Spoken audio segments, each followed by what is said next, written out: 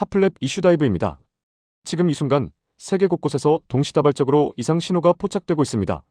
미국에서는 연준 의장이 수사를 받고 중동에서는 피로 얼룩진 시위가 계속되고 한반도 상공에는 정체불명의 드론 논란이 터졌습니다.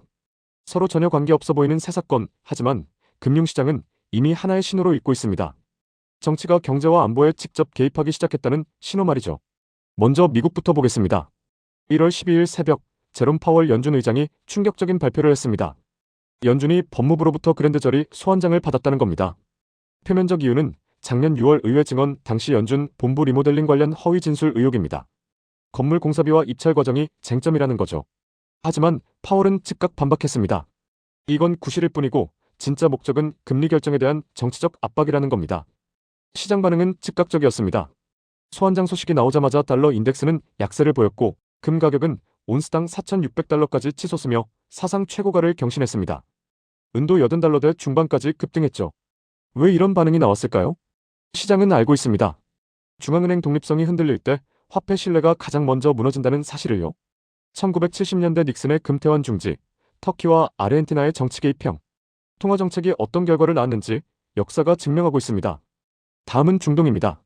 이란 전역에서 2주 이상 대규모 반정부 시위가 계속되고 있습니다. 인권단체는 사망자가 최소 500명 이상, 체포자는 1만 명을 넘겼다고 추정합니다.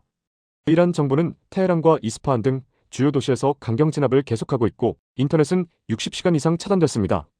더 심각한 건 미국과 이스라엘의 움직임입니다. 트럼프 대통령은 시위대를 공개 지지했고 미 국무장관과 이스라엘 총리 간 통화에서 군사 개입 옵션이 논의됐다는 보도까지 나왔습니다. 이란은 오펙 회원국이자 호르무즈 해협을 통한 원유 수송의 핵심 위치입니다. 해협이 봉쇄되면 전 세계 원유 공급의 5분의 1이 차단됩니다.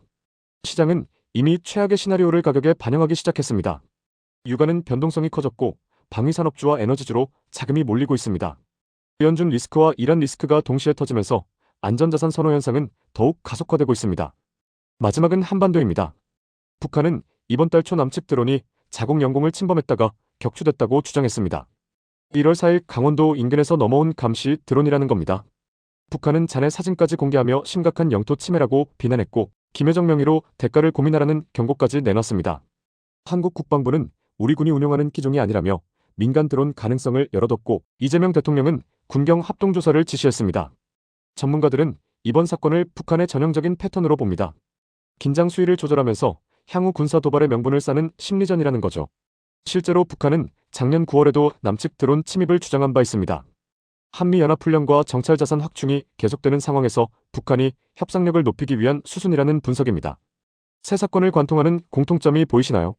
정치가 중앙은행을 압박하고 분노가 국경을 흔들고 드론 하나가 안보 위기가 되는 시대입니다. 시장은 이미 움직이고 있습니다. 금과 은으로, 방산주와 에너지주로 안전을 사고 불확실성을 가격에 먼저 반영하고 있습니다. 1970년대 오일 쇼크, 2008년 금융위기, 2020년 팬데믹 때마다 시장은 정치적 불확실성을 가장 먼저 감지했습니다. 지금이 바로 그런 순간일 수 있습니다. 여러분은 어떻게 대비하고 계신가요? 구독과 알림 설정으로 핫플랩과 함께 세계 이슈 놓치지 마세요.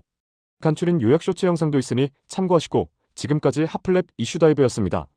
감사합니다.